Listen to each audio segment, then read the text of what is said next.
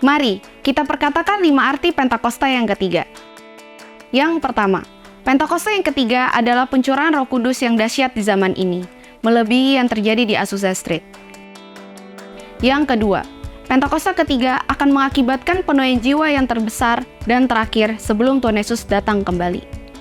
Yang ketiga, Pentakosta ketiga akan membangkitkan generasi Yeremia, yaitu anak-anak muda yang dipenuhi Roh Kudus, cinta mati-matian terhadap Tuhan Yesus, tidak kompromi terhadap dosa, dan akan bergerak untuk memenangkan jiwa. Yang keempat, Pentakosta ketiga lahir di Indonesia dan bergerak ke bangsa-bangsa. Gerakan ini dari timur ke barat dan akan kembali ke Yerusalem. Yang kelima, Pentakosta ketiga akan memberikan kuasa untuk menyelesaikan amanat agung, dan setelah itu Tuhan Yesus datang kembali. Mazmur 91. Dalam lindungan Allah.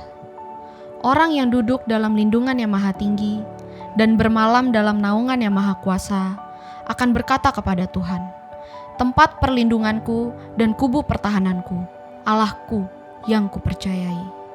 Sungguh, dialah yang akan melepaskan engkau dari jerat penangkap burung, dari penyakit sampar yang busuk. Dengan kepaknya, ia akan menudungi engkau. Di bawah sayapnya, engkau akan berlindung. Kesetiaannya ialah perisai dan pagar tembok. Engkau tak usah takut terhadap kedahsyatan malam, terhadap panah yang terbang di waktu siang, terhadap penyakit sampar yang berjalan di dalam gelap, terhadap penyakit menular yang mengamuk di waktu petang.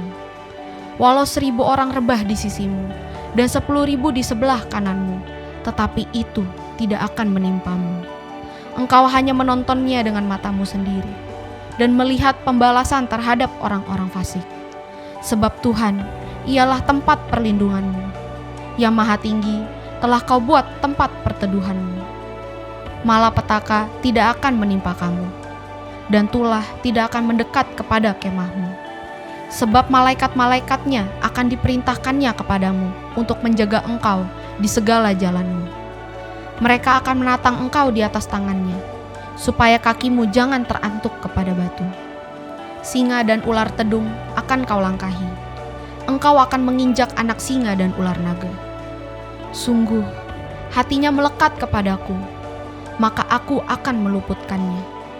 Aku akan membentenginya sebab ia mengenal namaku. Bila ia berseru kepadaku, aku akan menjawab. Aku akan menyertai dia dalam kesesakan. Aku akan meluputkannya dan memuliakannya.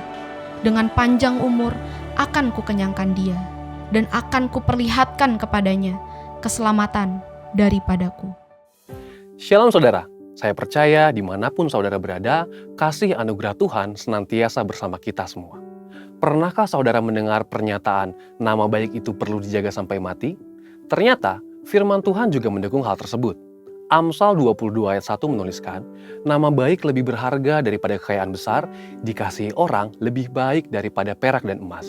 Dalam edisi Voice of Pentecost kali ini, kita akan membahas mengenai The True, personal branding. Apa yang ada di pikiran kita ketika mendengar nama Daniel? Gua singa, seorang yang tidak kompromi terhadap dosa. Bagaimana dengan Daud? Orang mengingat Daud sebagai Raja Israel, seorang yang dekat dengan Tuhan, atau dosanya terhadap Batsheba. Ketika kita dapat mengingat suatu perbuatan atau sikap seseorang, bisa diartikan bahwa orang tersebut sudah memiliki personal branding. Personal branding adalah proses pembentukan persepsi masyarakat terhadap citra yang ditampilkan seseorang secara konsisten dan terus-menerus, meliputi kepribadian, kemampuan, dan nilai dirinya. Misalnya ada seorang pendeta yang dikenal oleh masyarakat sebagai pendeta yang banyak melayani keluarga. Maka orang yang sedang bermasalah dalam keluarganya tidak ragu untuk datang minta dilayani oleh pendeta tersebut. Ada orang yang dikenal dermawan karena suka memberikan bantuan. Bahkan ada juga orang yang terkenal pelit karena memang pelit. Statement-statement itu menunjukkan personal branding yang dimiliki orang-orang tersebut di tengah masyarakat. Seorang marketing consultant, John Jantsch, mengatakan bahwa personal branding adalah seni untuk dikenal, disukai, dan dapat dipercaya. Apakah orang percaya perlu memiliki personal branding? Tentu saja. Ketika seseorang dikenal sebagai orang yang baik dan dapat dipercaya, maka orang lain akan mudah memberikan kepercayaan dalam berbagai hal. Contohnya dalam bisnis. Personal branding yang baik akan membantu kita dalam menjalani kehidupan yang pada hakikatnya selalu terkoneksi dengan orang lain. Jadi, bagaimana kita membangun personal branding? Alkitab menuliskan tentang Daniel, seorang pemuda Yehuda yang dibuang ke negeri Babel. Dengan personal branding yang dibangunnya, Daniel diangkat menjadi wakil raja di suatu negeri asing. Bahkan, Daniel memiliki jabatan itu dalam pemerintahan 3 orang raja yang berbeda. Daniel bisa memiliki personal branding yang sangat kuat karena beberapa alasan berikut. 1. Daniel menjaga kekudusan. Di Babel, Daniel dan teman-temannya diberi makanan dan minuman dari santapan raja. Namun, Daniel menolaknya karena itu dapat membuat mereka cemar. Daniel berketetapan untuk menjaga kekudusannya sebagai umat Tuhan. Ini adalah hal yang menyenangkan hati Tuhan. Yang kedua, Daniel intim dengan Tuhan. Dituliskan bahwa Daniel berlutut, berdoa, dan memuji Allah 3 kali sehari menghadap ke arah Yerusalem. Ini adalah gambaran kehidupan yang intim dengan Tuhan. Seorang dengan posisi dan tanggung jawab untuk menjalankan pemerintahan seperti Daniel pasti sangat sibuk. Tetapi Daniel konsisten dalam segala situasi untuk memberikan waktunya, berdoa, memuji, dan menyembah Tuhan. Yang ketiga, Daniel dipenuhi roh Tuhan. Daniel dapat melakukan hal-hal besar karena dipenuhi roh Tuhan. Ada perkara-perkara yang tidak dapat dilakukan oleh manusia, tetapi Daniel oleh pertolongan Tuhan dapat melakukannya. Contohnya adalah menafsirkan mimpi orang lain. Dalam prakteknya, saat ini salah satu cara termudah dan paling efektif untuk membangun personal branding adalah melalui media sosial. Sebut saja Instagram, Facebook, YouTube, Twitter, TikTok, dan platform media sosial lainnya. Dengan teknologi, kita dapat menunjukkan pada seluruh dunia minat dan talenta apa yang kita miliki, apa saja kemampuan kita, usaha atau bisnis yang kita geluti, dan apa panggilan kita dalam Tuhan. Tentu kita juga dapat menyaksikan berkat-berkat apa saja yang Tuhan sudah berikan. Namun, dalam hal ini, kita perlu memperhatikan motivasi kita. Tidak jarang kegiatan membangun personal branding di media sosial dikaitkan dengan kegiatan menyombongkan diri sendiri. Contoh, saat kita ingin membangun personal branding sebagai seorang yang tertarik akan dunia fashion. Awalnya, kita dapat mulai membuat konten-konten dengan berbagai fashion yang kita miliki. Nah, karena melakukan hal itu, mungkin ada orang-orang yang menganggap bahwa kita sedang pamer atau menyombongkan diri. Dalam hal rohani, kita dapat memposting ayat-ayat firman Tuhan yang kita baca hari ini, foto saat kita beribadah di gereja, atau video saat kita bersama-sama melayani sesama. Yang perlu diingat, yuk kita perhatikan motivasi kita adalah untuk memuliakan Tuhan. Jadi, semakin orang-orang mengenal personal branding kita, semakin banyak orang-orang yang dapat kita layani sesuai dengan talenta dan panggilan kita.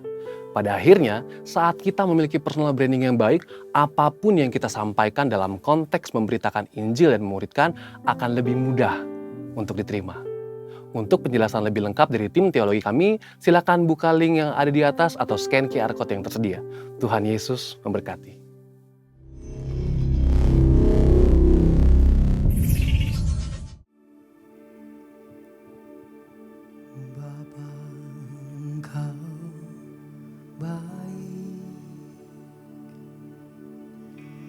Bapa, Engkau baik, Kau selalu baik kepadaku. Bapa, ku cinta Kau.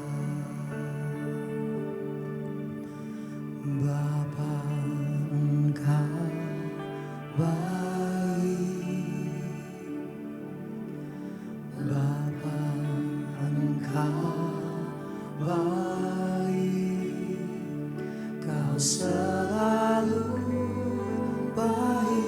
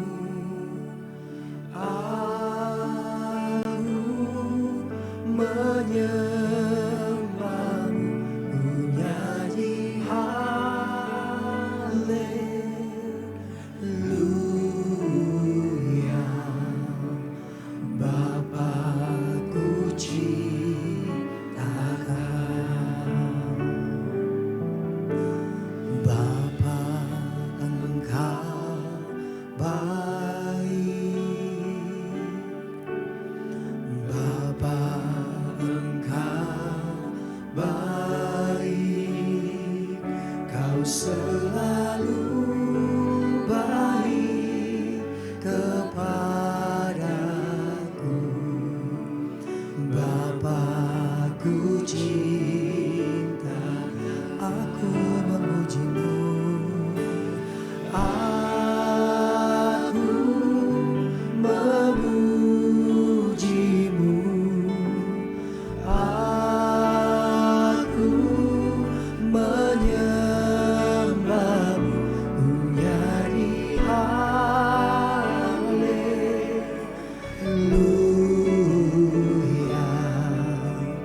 Bapa-Ku cinta, kami memuji-Mu. Aku memuji-Mu. Aku menyembah-Mu. Ku nyanyi haleluya.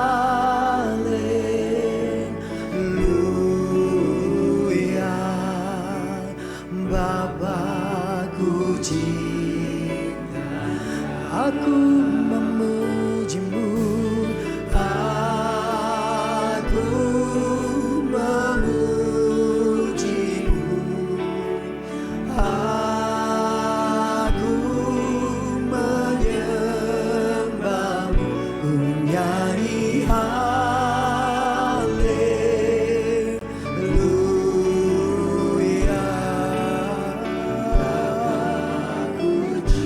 Aku memuji-Mu. Aku memuji-Mu. Aku menyembah-Mu. Ku nyanyi haleluya.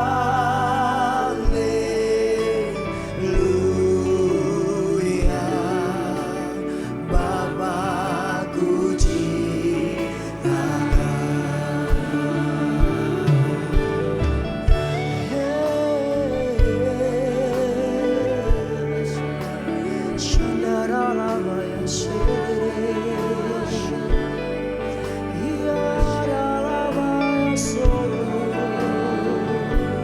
Yesus Tuhan, kami menyembah-Mu. Kau Bapa yang setia. Shandalalabaya, shedaralabaya, kiararalabaya, shedaralabaya, shandaralabaya, sere. Jesus, Kau Bapa yang baik selamanya, selama-lamanya.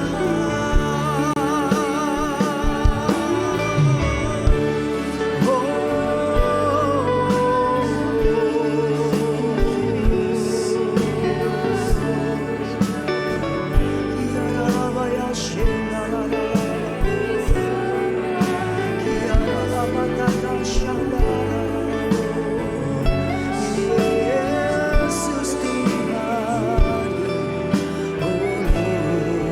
bless the Lord, bless the Lord, oh my soul, oh my soul, worship His holy name. Sing like never before. Oh my soul, I worship your holy. Bless His name, the Lord. Bless the Lord, oh my soul. Oh my soul, worship His holy name. Sing like never before. Oh my soul, I worship your holy name.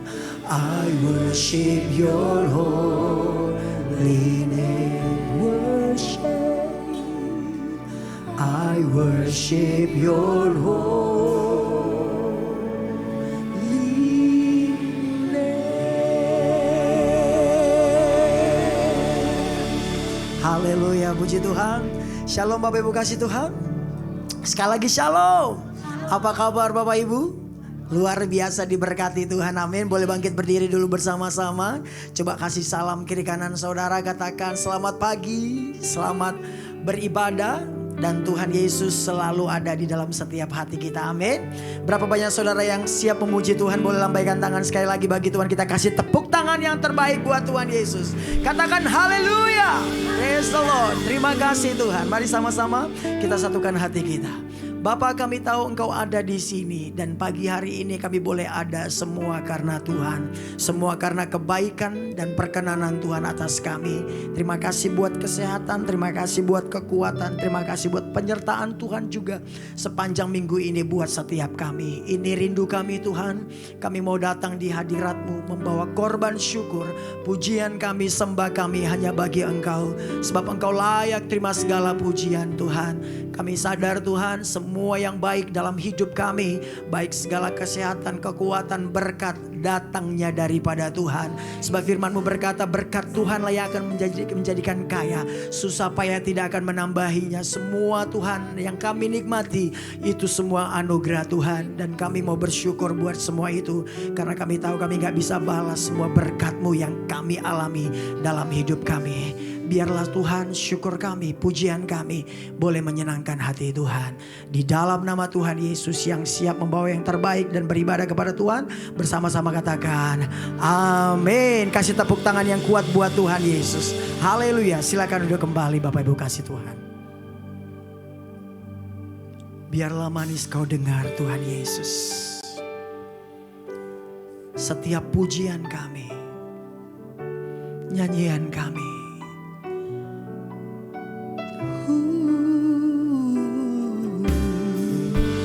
haleluya.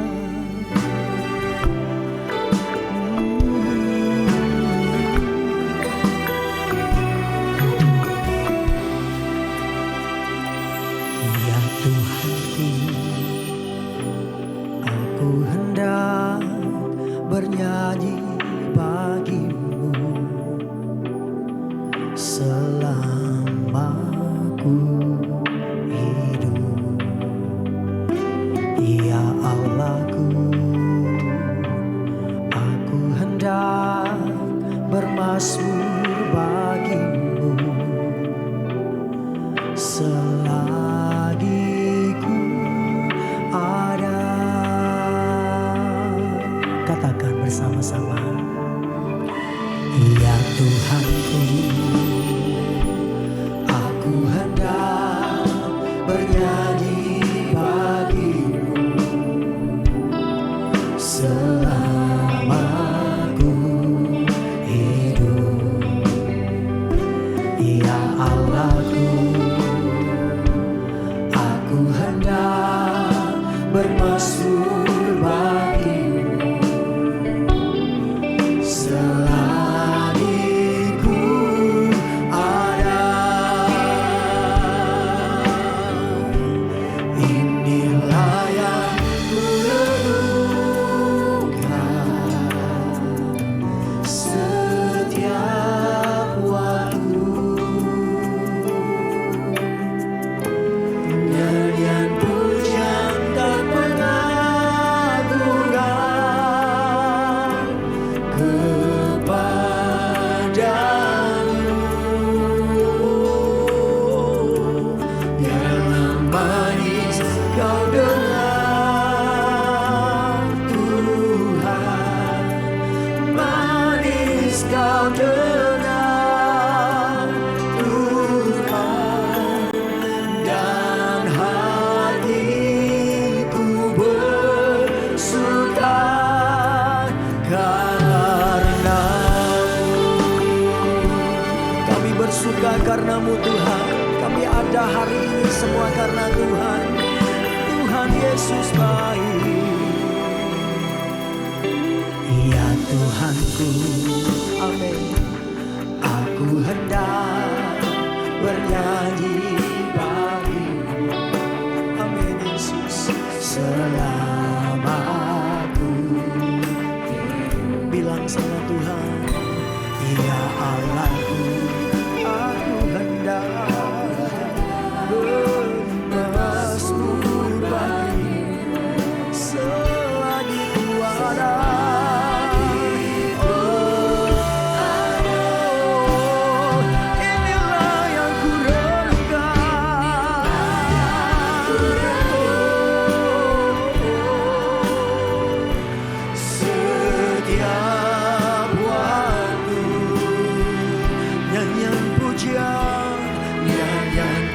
pujian dan pengagungan kepadamu. Biarlah manis kau dengar, biarlah manis kau dengar Tuhan. Manis kau dengar Tuhan, dan hatiku bersuka. Inilah Tuhan, inilah yang ku renungkan setiap waktu. Nyanyian pujian, nyanyian pujian dan pengagungan kepadamu. Biarlah manis kau dengar Tuhan. Manis kau dengar Tuhan, dan hatiku bersuka karenamu. Semua karenamu Tuhan, semua tentangmu, semua karena kebaikanmu dalam hidup kami, dan kami menyatakan, katakan oh, inilah yang ku renungkan setiap waktu. Nyatakan kepada Tuhan, nyanyian pujian dan pengagungan kepadamu. Biarlah manis kau dengar, biarlah manis kau dengar Tuhan. Manis kau dengar Tuhan, dan hatiku bersuka karena. Sejemput kita bangkit berdiri, sama-sama sekali lagi katakan, inilah yang ku renungkan, oh Lord, setiap waktu. Nyanyian pujian pengagungan dan pengagungan kepada. Biarlah manis kau dengar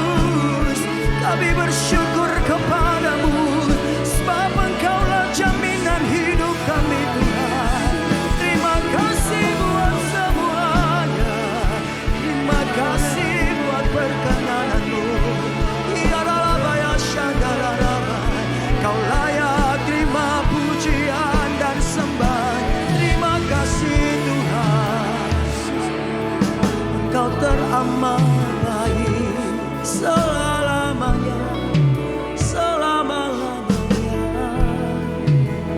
Ku mau selalu bersyukur, selalu bersyukur. Kau Tuhan yang setia, yang selalu menopang. Ku mau selalu bersyukur, selalu bersyukur. Kau Bapakku yang setia. Mari jemaat Tuhan katakan, ku mau selalu bersyukur. Oh Lord Jesus, terima kasih Tuhan. Kau setia bagi kami, tak pernah berubah. Oh Lord Jesus, Tuhan selalu ada bagi kami. Oh God, sama-sama sekali lagi. Ku mau selalu bersyukur, selalu bersyukur. Bilang sama Tuhan, Kau Tuhan yang setia, yang selalu menopang. Ku mau selalu bersyukur, oh Lord.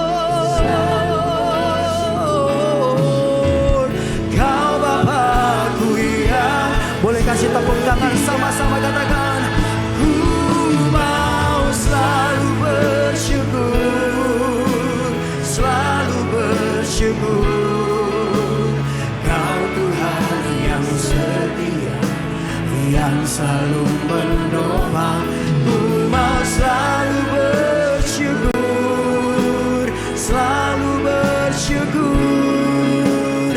Kau Bapakku yang setia. Yuk kita angkat kedua tangan kita sekali lagi katakan, ku mau selalu bersyukur, selalu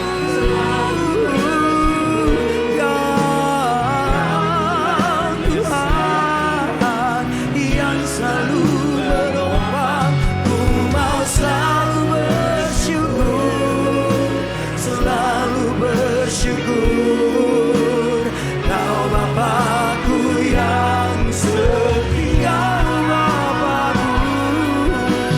Kau Bapakku yang setia. Katakan Kau Bapakku, Kau Bapakku yang setia.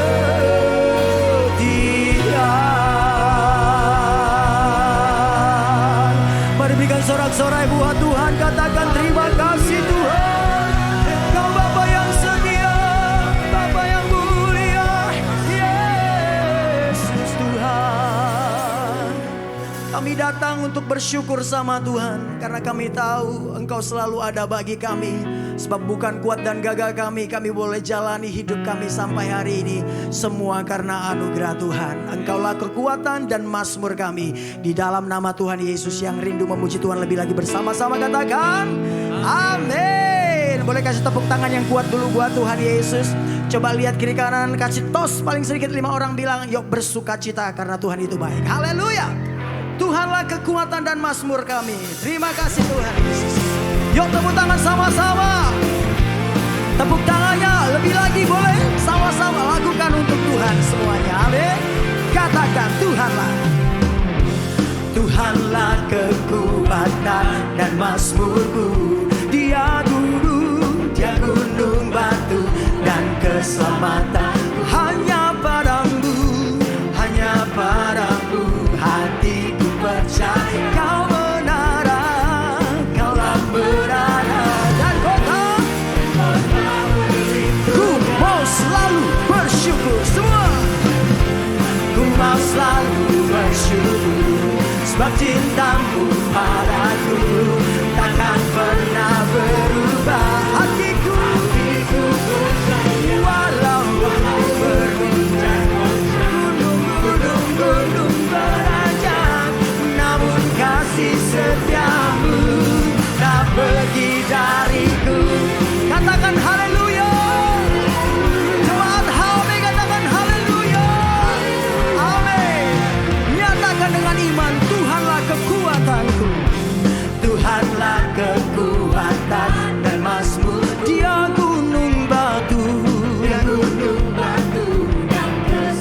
bilang sama Tuhan, hanya padamu hatiku percaya. Kau benaran, kaulah benaran, dan kota perlindungan. Yuk sama-sama, ku mau selalu bersyukur, ku mau selalu bersyukur, sebab cintamu padaku takkan pernah berubah. Hatiku percaya, walau bumi bergoncang, gunung-gunung beranjak, namun kasih setiamu tak pergi dariku. Kasih setia Tuhan gak pernah meninggalkan saudara. Sekalipun engkau berjalan dengan berbagai masalah, Tuhan tetap ada. Katakan amin.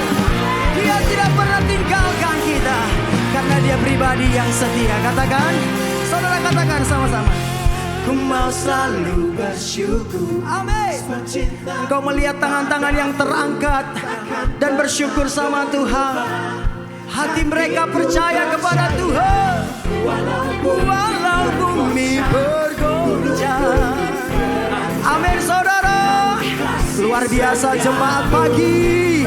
Lebih sungguh lagi nyatakan, ku mau selalu bersyukur, sebab cintamu padaku takkan pernah berubah. Hatiku percaya, walau bumi bergoncang, gunung-gunung beranjak, namun kasih setiamu tak pergi. Bilang sama Bapa, kasih setiamu tak pergi dari. Kasih setiamu tak pergi dari. Boleh tangannya atas kepala sama-sama seperti ini. Come on, come on, come on, come on, come on, come on. Aku diberkati. Katakan, aku dilimpahi karena Allah sanggup. Untuk apa? Bilang kiri kanan, kamu diberkati, kamu dilimpahi atas sempurna. Haleluya. Yang diberkati katakan amin. Bilang kepada suamimu, sayang kamu diberkati Tuhan. Kepada kiri kananmu, kamu diberkati Tuhan.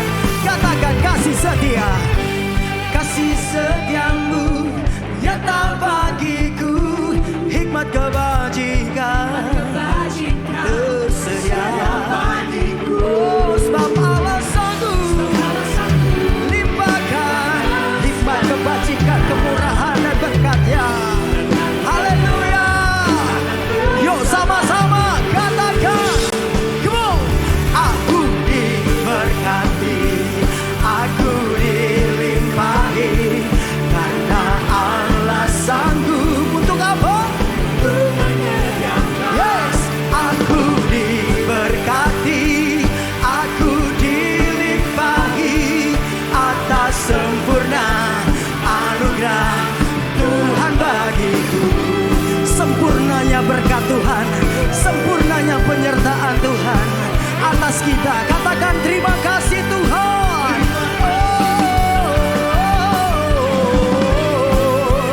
Tuhan itu baik, selamanya Dia baik bagi kita. Katakan, sebab Allah kita sanggup. Come on. Sebab Allah sanggup limpahkan segala anugerah-Nya.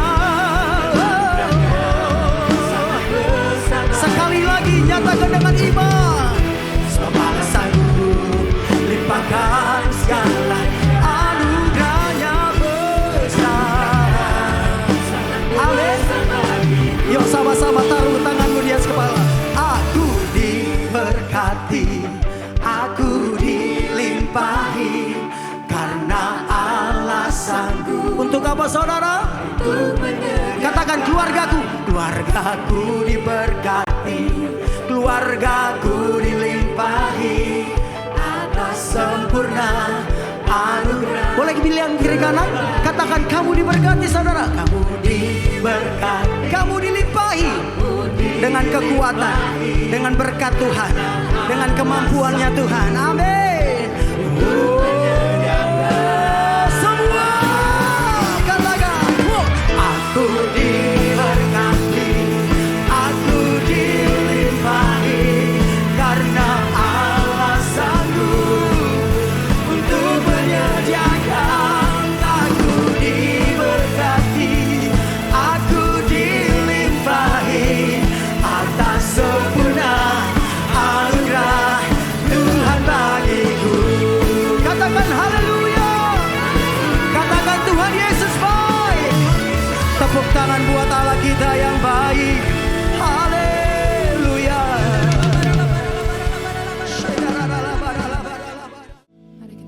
hati kita untuk tetap ada dalam hadirat Tuhan, merenungkan apa yang menjadi kebaikan Tuhan dalam hidup kita. Segala sesuatu boleh terjadi dalam hidup kita, saudara, tapi tidak ada yang bisa memisahkan kita dari kasih Kristus. Terima kasih Yesus. Kau Allah yang baik, Tuhan. Mari kita renungkan kasih Tuhan, saudaraku. Sebelum firman itu ditaburkan dalam hati kita, biar pikiran kita sepenuhnya hanya berfokus sama Tuhan Yesus.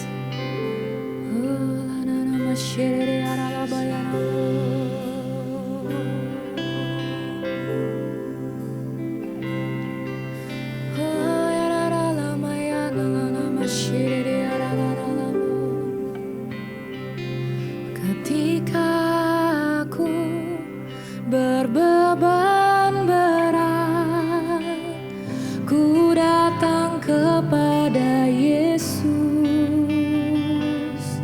Dia berikan damai dan sukacita, sejahtera dalam hatiku. Ya Yesus, ketika aku berputus asa, ku datang kepada Yesus. Dia bebaskanku dan lepaskanku. Kini aku jadi baru. Panggil dia Yesus. Yesus, Yesus Tuhan, mulia namamu. Ku tinggikan, ku agungkan namamu selama-lamanya. Yesus,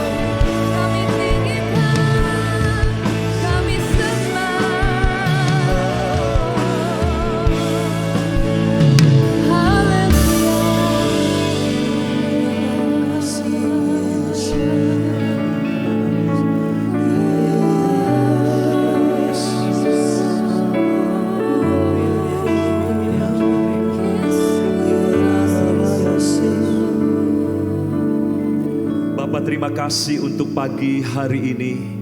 Kembali anugerah Tuhan memberi kami kesempatan menikmati kembali hadirat-Mu di tengah dunia yang melelahkan, di tengah kehidupan yang semakin berat. Ada sukacita waktu kami datang masuk dalam hadirat-Mu. Engkau masih menyediakan apa yang kami perlukan dalam hidup kami. Terima kasih Tuhan, mari terus bekerjalah di antara kami umat-Mu pagi hari ini. Biarlah ibadah kami hari ini menjadi ibadah yang spesial, di mana hidup kami kembali diubahkan dan dikuatkan oleh kuasa hadirat-Mu ya Bapa. Kami siap untuk karya-Mu lebih lagi melalui pemberitaan firman-Mu. Sebentar ya Tuhan, mari berkati kami dengan firman yang mengubahkan hidup kami, mengubahkan hati kami. Umat-Mu Tuhan membuka hati hari ini. Silakan Tuhan berbicara kepada kami umat-Mu di tempat ini. Terima kasih Bapa di surga. Di dalam nama Tuhan Yesus Kristus kami berdoa dan kami mengucap syukur. Mari kita yang percaya bersama katakan amin. Amin, amin. Haleluya. Silakan duduk kembali Bapak Ibu Saudara. Puji Tuhan, selamat pagi Bapak Ibu, shalom. Salam sejahtera untuk kita semua ya. Terima kasih Pak Sam dan Ibu untuk kesempatan yang diberikan pada saya. Dan mari kita akan gunakan waktu kita, langsung kita membuka hati dan pikiran kita. Dan izinkan Tuhan mengajar dan memberkati kita dengan firman-Nya. Nah pagi hari ini saya mau ajak kita kembali belajar dari tokoh yang bernama Yusuf. Seorang anak Tuhan yang akan memberikan pelajaran penting untuk kita semua hari-hari ini, karena ada situasi yang mungkin mirip yang pernah dihadapi oleh Yusuf dan mungkin kita sedang menghadapinya juga hari-hari ini, yaitu sebuah perubahan situasi dan keadaan dari yang baik menjadi buruk, dari yang menyenangkan menjadi memprihatinkan. Dan mungkin itulah juga keadaan yang sedang kita hadapi hari-hari ini. Dunia kita penuh dengan perubahan. Dan perubahan-perubahan yang terjadi sedikit banyak membuat kita syok, kaget, kita merasa nggak siap. Ya, kita merasa mungkin menjadi korban dari keadaan yang berubah-ubah itu. Nah, mari kita belajar dari orang yang pernah mengalami keadaan yang sama ini. Namanya adalah Yusuf. Nah, dalam Kejadian 39 ayat yang ke-6, saya akan tunjukkan langsung ayat pentingnya. Dikatakan demikian, segala miliknya, yaitu milik Potifar dari pegawai Firaun itu, diserahkannya pada kekuasaan Yusuf, dan dengan bantuan Yusuf ia tidak usah lagi mengatur apapun selain dari makanannya sendiri. Adapun Yusuf itu, nah ini catatan yang penting untuk kita perhatikan. Adapun Yusuf itu manis sikapnya dan elok parasnya. Kenapa kalimat ini penting? Yusuf itu manis sikapnya dan elok parasnya. Kalau soal paras kita nggak usah bahas ya, karena paras kita sudah dari sononya begitu ya. Nah yang kita mau pelajari adalah manis sikapnya, atau benar, atau dalam bahasa lain lurus sikapnya. Kenapa ini penting? Kenapa ini menarik? Karena keadaan Yusuf sedang tidak baik. Situasi Yusuf sedang buruk. Yusuf sedang menghadapi sebuah perubahan dari seorang anak yang sangat dikasihi dan dimanja. Sekarang dia ada di Mesir, di rumah Potifar, dalam status sebagai budak yang kehilangan segala yang baik yang dulu pernah ada dalam hidupnya. Keadaan sedang pahit, tapi sikapnya manis. Keadaan sedang getir, tapi sikapnya tetap menjadi berkat bagi orang di sekelilingnya. Makanya saya mau ajak kita membahas ini, karena ini tidak mudah. biasanya kalau situasi kita pahit, maka perilaku kita pun ikut menunjukkan bahwa kita sedang kepahitan. Karena jujur ya saudaraku, kadang sikap kita sangat bergantung dengan sikon kita. Itu fakta ya. Mau kita anak Tuhan, mau kita pelayan Tuhan, mau kita sudah adalah orang yang diurapi Tuhan bagaimanapun, kelemahan kita di situ, saudara. Ya, celah kita tuh selalu di situ. Sikap kita seringkali ditentukan oleh sikon kita. Kalau sikon kita baik, sikap kita akan baik juga. Sebaliknya kalau sikon kita buruk, cenderung sikap kita ikut jadi buruk. Dalam dunia psikologi ya atau mental health begitu ya, ada satu rumusan. Katanya orang yang tersakiti akan menyakiti orang lain. Katanya begitu. Ya, orang yang terlukai akan cenderung melukai orang lain. Nah, Yusuf sedang dilukai oleh saudara-saudaranya. Yusuf sedang tersakiti oleh kejahatan dari saudara-saudaranya sendiri. Tapi yang menarik, makanya kita mau belajar nih. Ya, kita mau coba membangun hal positif yang sama yang Yusuf tunjukkan dalam ayat ini. Dia sedang tersakiti tapi dia tidak menyakiti orang lain. Dia sedang terlukai tapi dia tidak melukai orang lain. Sebaliknya dikatakan dia manis sikapnya. Nah, ini challenge ya untuk kita semua. Ini tantangan loh untuk kita. Yusuf hadir hari ini untuk menantang kita. Karena kita biasanya berdalih, saya nggak punya pilihan. Keadaan memaksa saya untuk melakukan hal-hal yang salah. Keadaan memberi alasan untuk saya melakukan hal-hal yang keliru, misalnya begitu. Nah, seringkali kita berkata no choice. Yusuf juga sebetulnya no choice. Dia juga sebetulnya bisa saja berkata, saya nggak punya pilihan, orang jahat sama saya, jadi maklumlah kalau saya jahat sama orang lain juga. Bisa saja kan Yusuf menggunakan dalih yang sama. Saya sedang dirugikan, jadi wajarlah kalau saya juga merugikan pihak lain. Tapi Potifar mendapati Yusuf punya sikap yang manis. Sampai Potifar begitu percaya kepada Yusuf dan menyerahkan segala urusan sehari-harinya ke tangan Yusuf, kecuali makanannya tadi. Berarti Potifar begitu secure, aman dengan Yusuf. Padahal Yusuf hidupnya sedang tidak aman. Sekali lagi, biasanya orang yang gak aman menyebabkan orang lain juga merasa gak aman.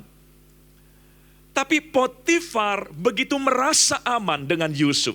Karena dikatakan Yusuf punya sikap yang manis. Nah, di sini kita mesti belajar Bapak Ibu. Ada banyak kondisi yang memang buruk ya, yang sedang kita hadapi. Tapi itu bukan alasan untuk kita bersikap buruk.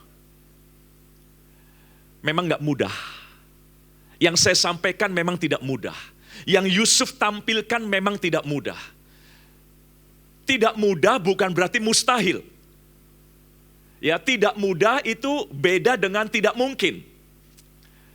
Memang tidak mudah, tapi mungkin. Nah, Yusuf menjadi contoh hari ini. Yusuf ingin hadir di depan kita untuk membuktikan bahwa apa yang tidak mudah itu bukan berarti tidak mungkin. Kan orang bilang, nggak mungkin kita bisa jujur di zaman seperti ini. Nggak mungkin kita bisa tulus, sementara dunia semakin licik. Ada banyaklah alasan yang manusia gunakan, yang intinya adalah sikap kita ya bergantung sikon lah. Ya, jadi saudara, Yusuf ingin menantang kita. Kalau lihat sikon saya, Yusuf mau bilang, saya bisa saja bersikap yang buruk. Tapi ada sebuah kesempatan yang kita juga punya untuk tetap bisa bersikap manis sekalipun sikon sedang pahit hari-hari ini. Saya tahu keadaan semakin sulit ya. Di dunia sekuler, dunia bisnis, dunia karir, hidup menjadi tidak mudah lagi dalam segala hal. Tapi saudara, tugas kita tetap hidup benar di hadapan Tuhan. Tugas kita tetap menunjukkan perilaku yang seperti Kristus di tengah perilaku dunia yang semakin berbeda dengan perilaku Kristus. Dan kita punya kemampuan untuk memilih sikap apa. Sikon kita nggak bisa pilih. Ya, sikon kadang-kadang terkondisi berdasarkan faktor-faktor eksternal. Kita nggak bisa pilih. Yusuf pun menghadapi sebuah sikon yang bukan pilihannya.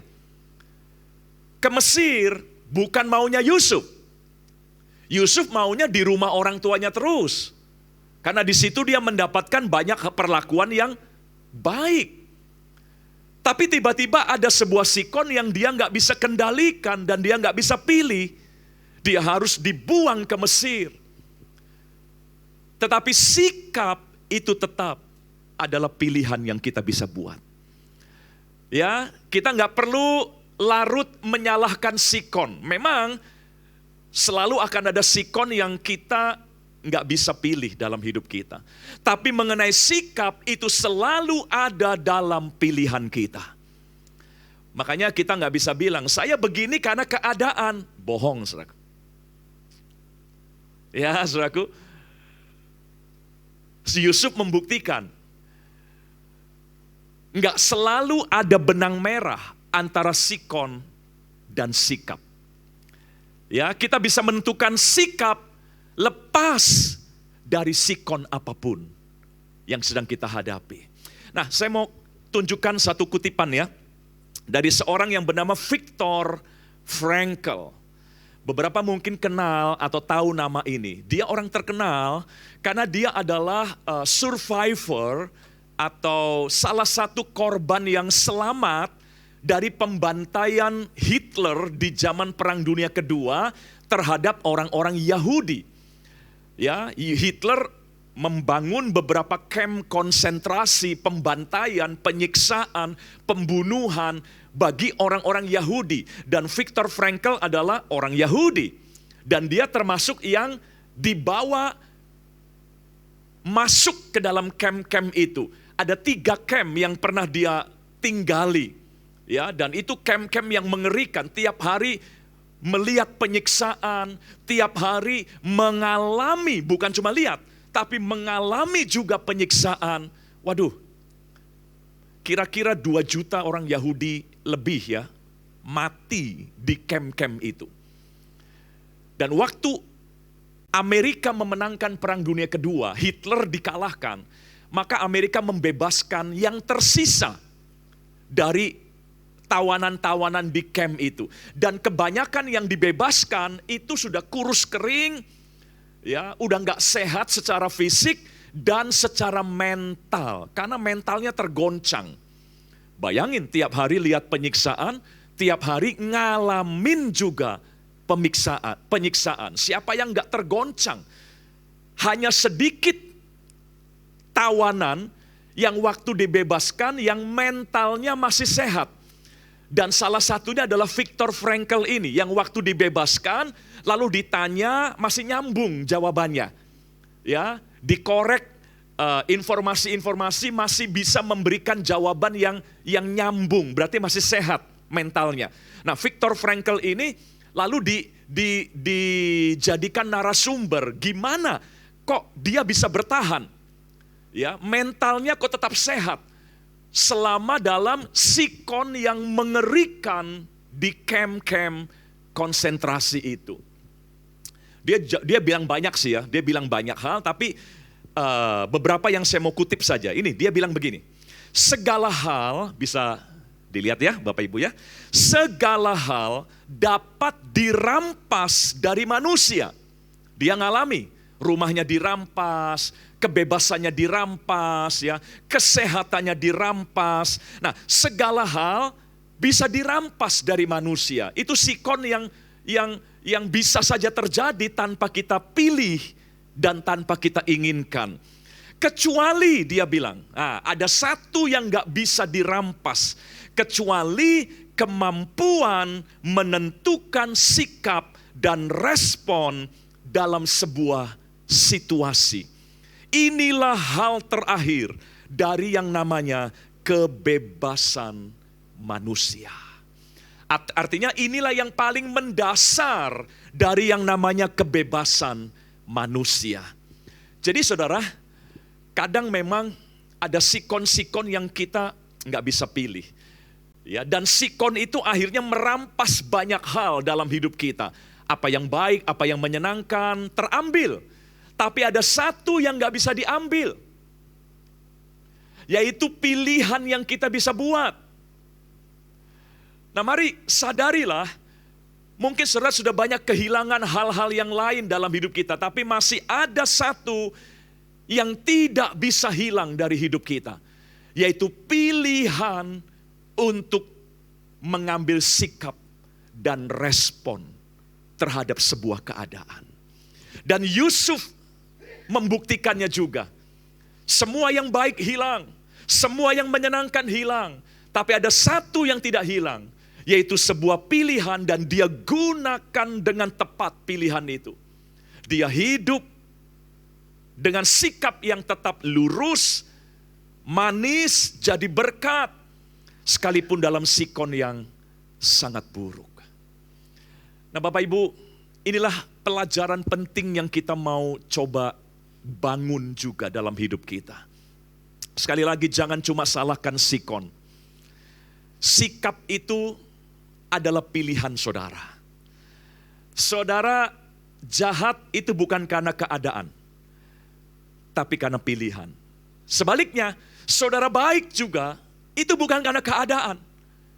Itu semua juga karena pilihan yang kita buat. Nah, dalam 2 Timotius pasal yang ketiga, ayat 1-5, nanti Bapak Ibu lihat saja ayatnya gimana. Tapi kesimpulannya begini, Rasul Paulus menasehati anak rohaninya, yaitu Timotius, bahwa akan datang masa-masa yang sukar. Ini ayat-ayat yang tidak asing ya buat kita, makanya saya nggak tampilkan ayatnya, tapi langsung kesimpulannya saja.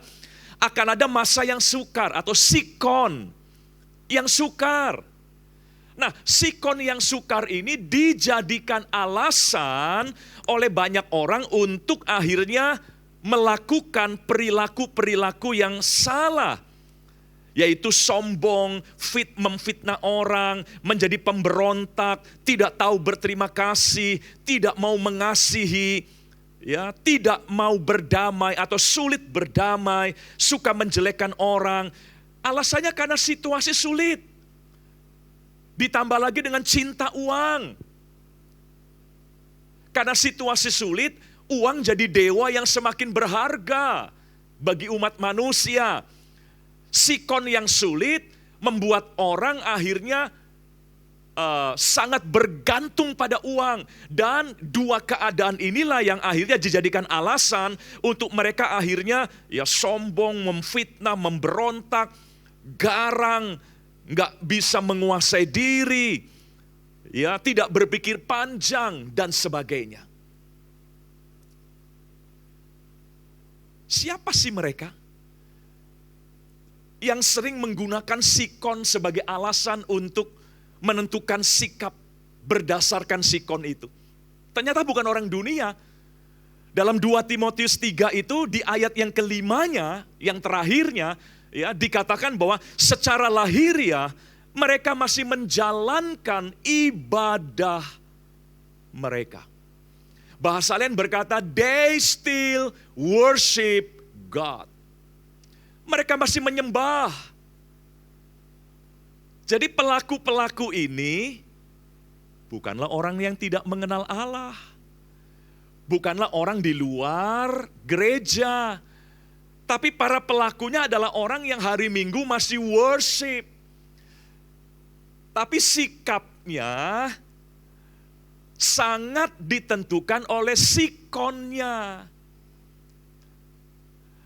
Nah, ini Timotius diperingatkan oleh Paulus, nih akan ada banyak orang nih, mereka masih nyembah Tuhan, tapi hanya karena sikon yang buruk, akhirnya mereka membiarkan sikap mereka melakukan hal-hal yang salah di hadapan Tuhan.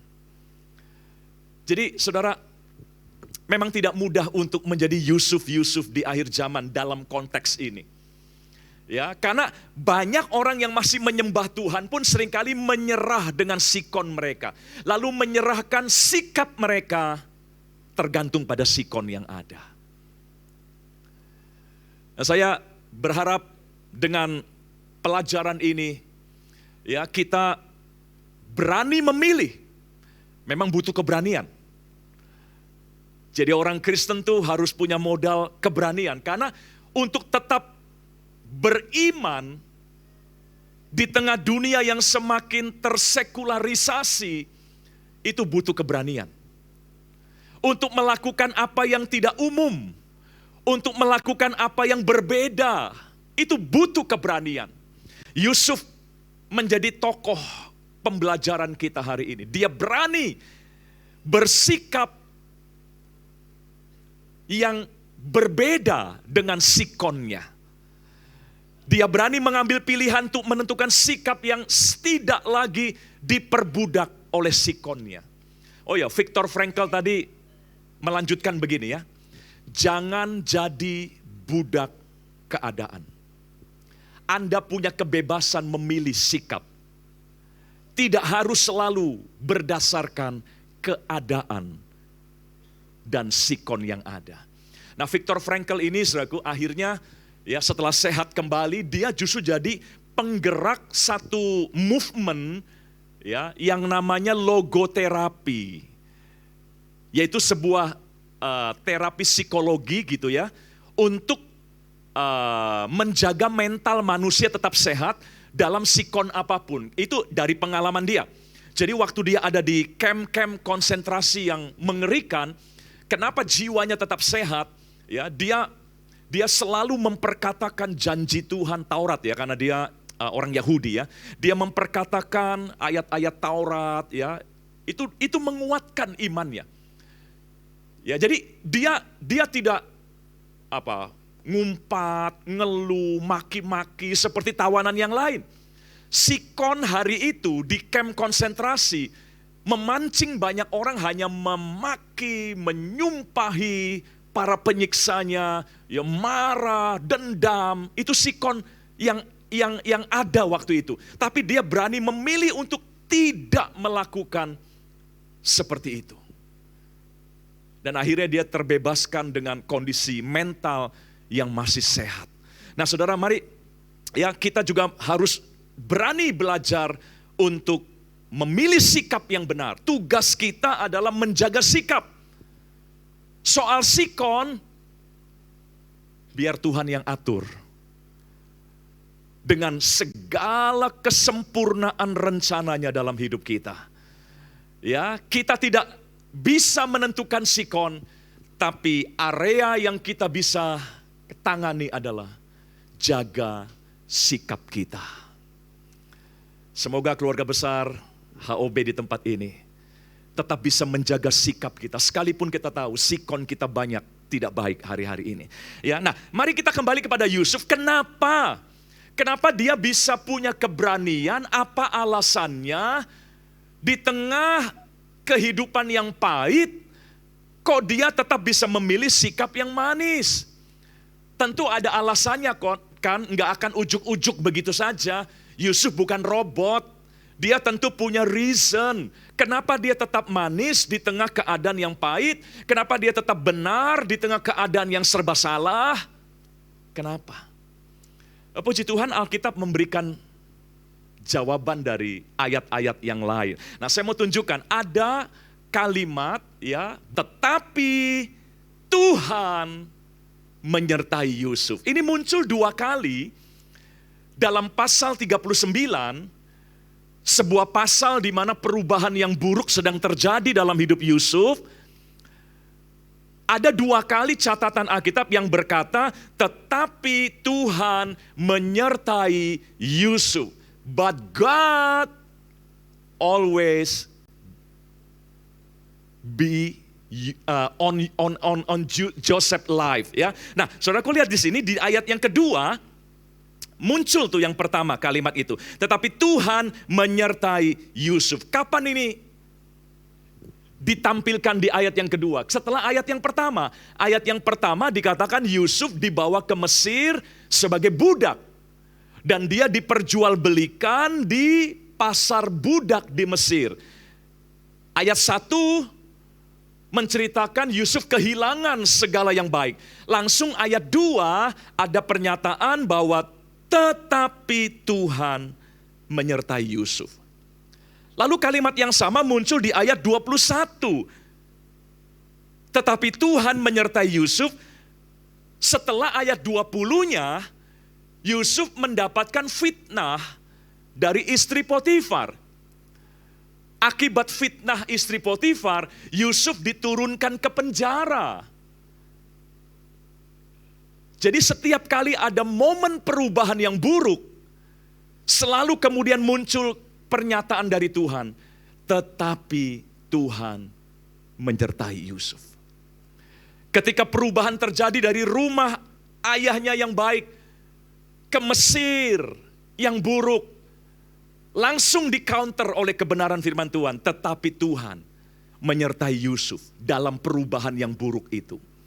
Kemudian ketika Yusuf sudah mulai bagus karirnya, tiba-tiba difitnah oleh ibu Potifar dan dia dijebloskan dalam penjara. Langsung ayat berikutnya muncul lagi. Tetapi Tuhan menyertai Yusuf. Wah, saudara, saya harap Bapak Ibu bisa nangkep ya. Artinya Tuhan mau bilang begini, perubahan bisa terjadi dari yang baik kepada yang buruk.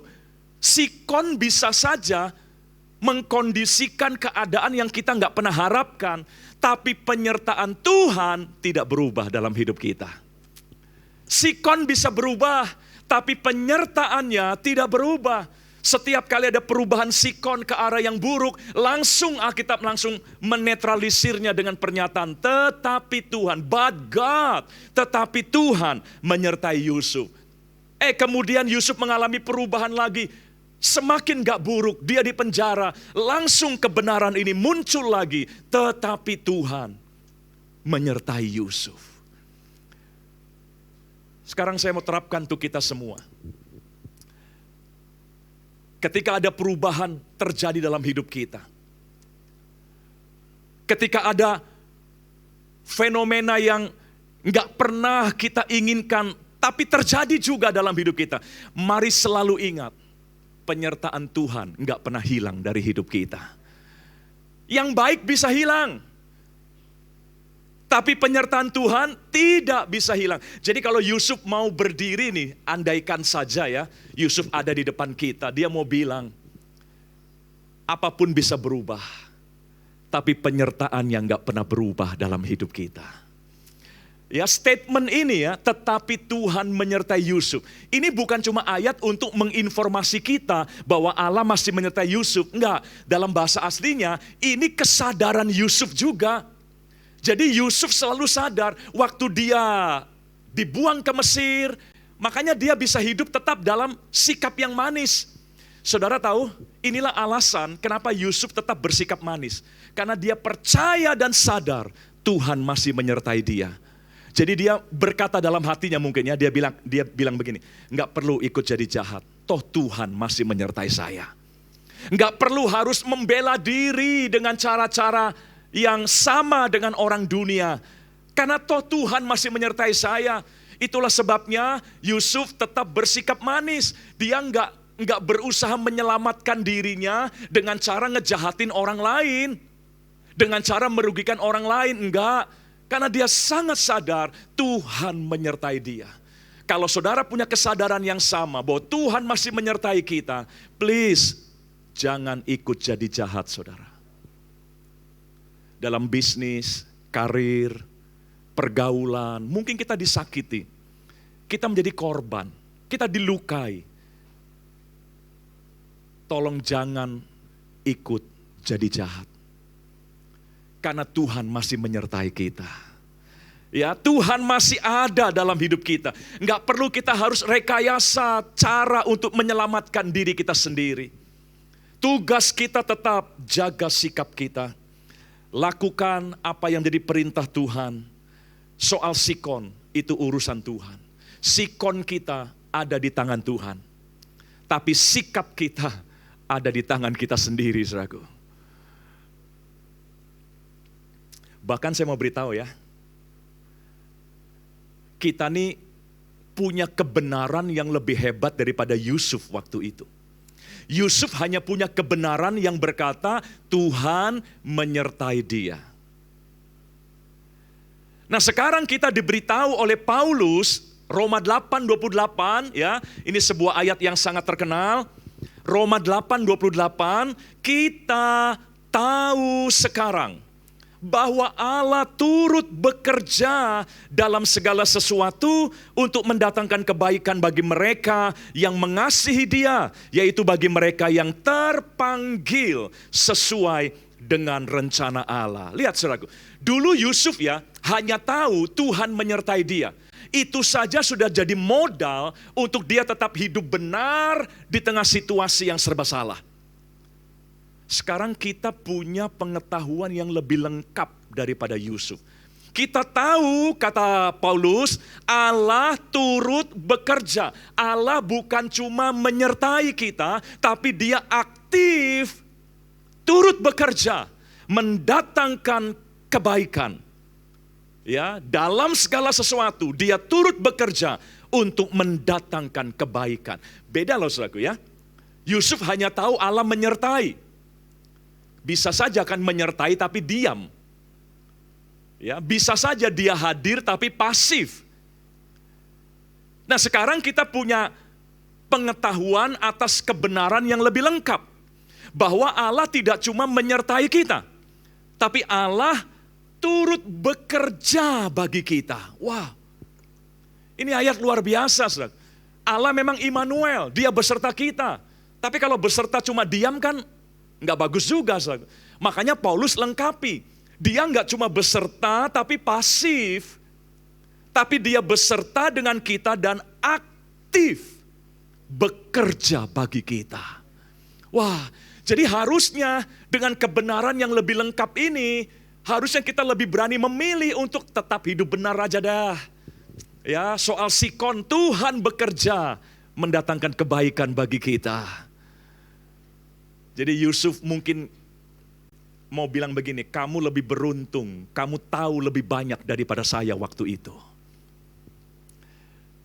Tapi toh, sekalipun kita lebih tahu banyak, tapi toh seringkali kita masih kalah dengan sikon. Mari yuk saudara, ini challenge yang dilempar kepada kita hari ini. Sekali lagi ini tidak mudah, tapi bukan berarti tidak mungkin. Ya, tugas kita adalah tetap lakukan apa yang baik, yang benar. Sekalipun sikon kita sedang tidak menyenangkan dalam hidup kita. Saya mau tutup dengan beberapa ayat ya. Kita mau lihat nasihat Daud ya, dalam Mazmur 37 ayat 1 dan ayat yang ketiga. Mazmur 37 ayat 1 dulu. Ya, Bapak Ibu bisa perhatikan, dikatakan demikian, dari Daud, jangan marah.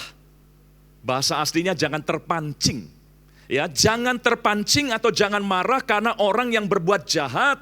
Jangan iri hati kepada orang yang berbuat curang. Nah, ayat 3 dikatakan percayalah kepada Tuhan dan apa saudaraku? Lakukanlah yang baik. Kalau saudara percaya sama Tuhan, ayo tetap lakukan yang baik. Kalau saudara tetap percaya bahwa Tuhan menyertai dan turut bekerja dalam segala hal, tetap lakukan yang baik. Ada orang ngomong percaya Tuhan, tapi ikut jahat, saudaraku. Ya berarti dia nggak percaya Tuhan. Ya, ikut korupsi, ikut fitnah orang demi keuntungannya sendiri. Kalau kita percaya pada Tuhan, ayat 3 tadi berkata, lakukanlah yang baik, diamlah di negeri, dan berlakulah setia. Lalu Filipi 2 ayat 5, saya tutup dengan 2 ayat terakhir ini. Filipi 2 ayat yang kelima, Bapak Ibu perhatikan dikatakan demikian, hendaklah kamu dalam hidupmu bersama menaruh pikiran dan perasaan yang terdapat juga dalam Kristus Yesus. Dalam New Literal Translation NLT ya, dikatakan you must have the same attitude that Christ Jesus had. Kamu harus punya attitude yang sama seperti yang ada pada Yesus Kristus. Itu tugas kita. Sekali lagi, attitude itu tugas kita yang harus jaga. Soal situation, itu urusan Tuhan. Dialah yang menentukan apa yang memang harus terjadi dan apa yang tidak perlu terjadi. Ya, kita harus memiliki attitude yang sama seperti yang Yesus pernah miliki. Dan ayat terakhir saya mau tutup dengan ayat ini, 1 Petrus 4 ayat 1 bagian B saja. Ya, 1 Petrus 4 ayat 1 bagian B dikatakan kamu pun harus juga mempersenjatai dirimu dengan pikiran yang demikian. Nah, dalam NLT juga dikatakan you must arm. Ya, kamu harus mempersenjatai dirimu. You must arm yourself with the same attitude he had. Kamu harus mempersenjatai dirimu dengan sikap yang sama seperti yang Yesus miliki. Jadi attitude adalah senjata kita. Persenjataan kita. Sikap, makanya pilihlah senjata yang baik. Ya, senjata bisa menguntungkan, bisa merugikan. Senjata bisa melindungi, bisa membunuh. Mari kita putuskan untuk kita memegang senjata yang baik. Yang menghidupkan, yang melindungi. Bukan yang malah menghancurkan dan mengacaukan lebih jauh. Ya, saudaraku, itu senjata kita dalam menghadapi sikon yang buruk. Yaitu sikap, attitude. Seperti yang Yesus pernah miliki. Makanya saudaraku, tugas kita adalah tetap sebagai murid. Kita melakukan apa yang Yesus ajarkan. Kita hidup menjadi sama dan semakin serupa dengan Kristus. Soal sikon, Tuhan tahu mana yang harus terjadi dan mana yang tidak perlu terjadi. Bapak Ibu Saudara, kiranya Tuhan memberkati kita semua dan memampukan kita untuk tetap hidup benar di tengah dunia yang semakin serba salah ini. Untuk tetap hidup lurus di tengah dunia yang semakin bengkok dan berkelat-kelit ini. Sekalipun tidak mudah, tapi bukan berarti tidak mungkin. Saya percaya saudara bisa melakukannya. Karena Allah Roh Kudus menyertai kita. Anugerah dan kasih karunia-Nya ada pada kita semua. Mari kita bangkit berdiri bersama-sama pagi hari ini. Haleluya. Ayo kita serahkan hidup kita ke dalam tangan Tuhan. Tuhan, inilah hidup kami. Secara manusia, secara daging memang tidak mudah Tuhan. Situasi kadang memperbudak kami, sikon kadang mengendalikan kami. Tapi Tuhan, kami tahu ada anugerah dan kasih karunia yang bisa memampukan setiap kami. Untuk kami tetap hidup jadi berkat ya Tuhan. Di tengah situasi yang tidak baik-baik saja ini. Mari berkati umat-Mu Tuhan, berkati umat-Mu. Dengan kemampuan untuk kami bisa memilih sikap dan senjata yang benar. Untuk menghadapi situasi yang buruk ini. Biarlah firman-Mu Kau materaikan dalam hati setiap kami. Firman-Mu berkata Kau besertaku. Itu janji Tuhan. Maka kuat roh dan jiwaku. Tangan-Mu Tuhan selalu ku nantikan. Di setiap langkahku percaya. Dengan sayap-Mu ku akan terbang tinggi di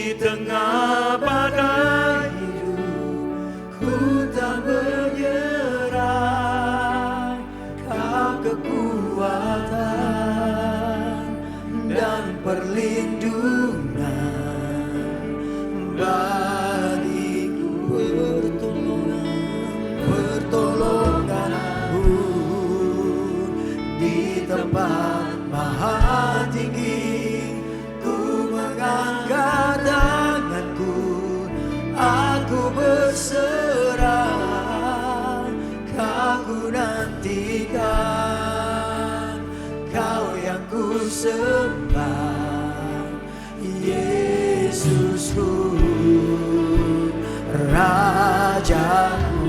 Mari sama-sama sekali lagi katakan, dengan sayapmu, dengan sayapmu, ku akan terbang tinggi di tengah badai hidup.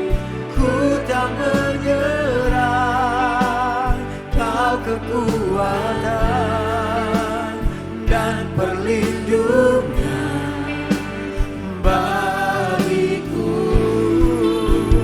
pertolonganku di tempat maha tinggi. Ku mengangkat tanganku, aku berserah, Kau ku nantikan, Kau yang ku nantikan, Kau ku nantikan, Kau yang ku sembah, ku nantikan, Kau ku nantikan, Kau yang ku sembah, Yesusku, Rajaku. Terima kasih Tuhan Yesus buat firman-Mu, dan biarlah setiap firman-Mu kami menjadi kekuatan bagi kami Bapa, dan biar mampukan kami terus menjadi pelaku firman agar hidup kami dikatakan menjadi orang yang berbahagia. Terima kasih Bapa, di dalam nama Yesus yang diberkati bersama-sama katakan amin. Kasih tepuk tangan buat bagi Tuhan Yesus. Silakan duduk kembali Bapak Ibu. Mari saudara, kita bersatu di dalam doa sebelum kita memberikan persembahan. Bapa di dalam surga, terima kasih untuk berkat-Mu yang luar biasa dalam kehidupan kami. Sekarang kami ingin memberikan persembahan kami, kiranya ini menyenangkan hati Tuhan dan bisa menjadi berkat luar biasa bagi gereja-Mu di tempat ini. Di dalam nama Tuhan Yesus kami berdoa, haleluya, amin. Bagi saudara yang ingin memberikan persembahan, saudara dapat men-scan QR Code atau dengan nomor rekening yang tersedia di layar dan juga di kursi saudara. Dan bagi saudara yang memerlukan amplop persembahan, saudara dapat mengangkat tangan saudara sehingga usher akan membantu saudara untuk memberikan amplop.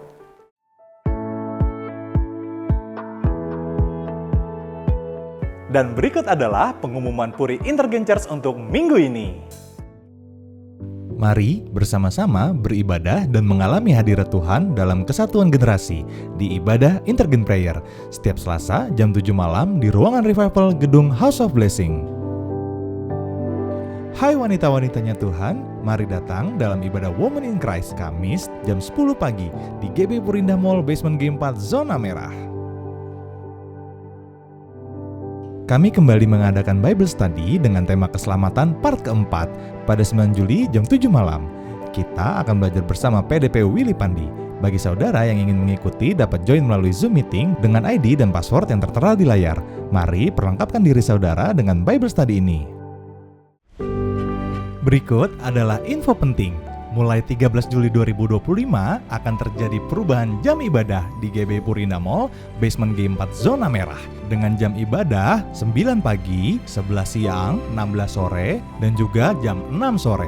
Kiranya seluruh jemaat dapat menyesuaikan diri dan mengikuti jam ibadah yang baru ini. Terima kasih atas perhatian saudara, Tuhan memberkati. Hey guys, we would like to invite all of you to join Jakarta Prophetic Gathering pada bulan Juli 2025. Tepatnya pada hari Sabtu tanggal 19 Juli, saudara, kita akan mengadakan kembali Jakarta Prophetic Gathering di GBI House of Blessing pada pukul 8 sampai jam 12 siang. Acara ini temanya adalah Youth Arise. Kita akan berbicara spesifik anak-anak muda untuk kebangunan rohani yang terjadi di Indonesia.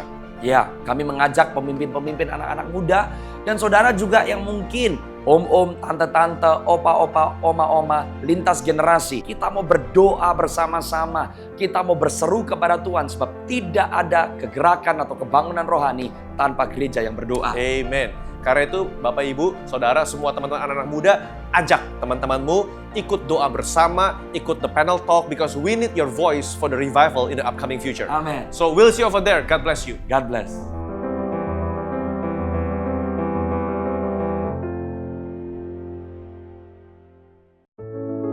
Tim misi GB Puri Indah akan melanjutkan perjalanan ke Alor, Nusa Tenggara Timur pada tanggal 21 sampai 30 Juli 2025. Kami mengajak Anda untuk berpartisipasi melalui persembahan, tali kasih, atau dukungan langsung. Dan bagi saudara yang rindu menabur dalam pelayanan ini, dapat mengirimkan persembahan ke rekening BCA GB Puri Indah dengan nomor rekening 709 932 0909. Jika Anda ingin ikut serta dalam perjalanan misi ini, silakan hubungi Vickers dan juga Peter di nomor yang tersedia di layar. Mari jadi terang dan garam bagi dunia. Tuhan Yesus memberkati pelayanan kita bersama.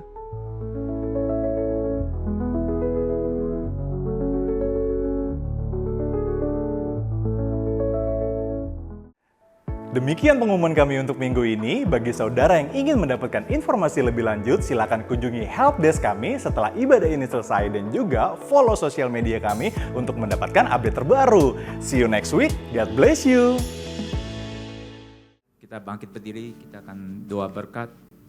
Mari angkat dua tangan kita, arahkan hati kita pada Tuhan.